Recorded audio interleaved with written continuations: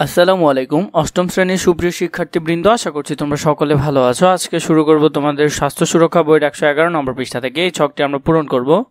চলো শুরু করি। মূল্যায়ন ছক 2, ভূমিকা অভিনয়ের মূল্যায়নের মাধ্যমে অভিজ্ঞতার মূল ধারণাগুলোর অর্জন মূল্যায়ন। ভূমিকা অভিনয়ের পরপর ভূমিকা অভিনয়কারী দল নিজেদের স্ক্রিপ্ট, বিষয়বস্তু, অভিনয় ইত্যাদির ওপর প্রতিফলন করবে।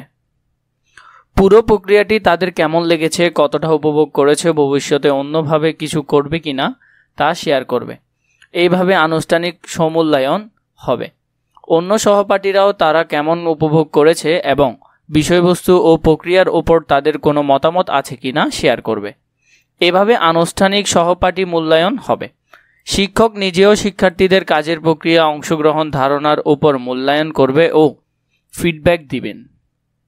ভূমিকা অভিনয় দল ভূমিকা অভিনয় পরিকল্পনায় নেতিবাচক, অকার্যকর চিন্তা ও বিশ্বাসকে চিহ্নিত করতে পেরেছে। ভূমিকা অভিনয় থেকে যে কৌশলগুলো শিখেছে তা পরিস্থিতি অনুযায়ী নিজের পরিকল্পনায় ব্যবহার করতে পেরেছে। ভূমিকা অভিনয়ে আত্মপ্রত্যয়ী যোগাযোগের কৌশল সংক্রান্ত ধারণাগুলো সঠিকভাবে ব্যবহার করেছে।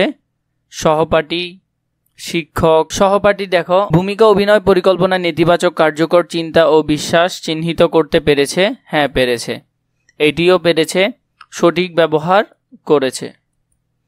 এরপর দেখো, শিক্ষক পেরেছে, সঠিক ব্যবহার করেছে।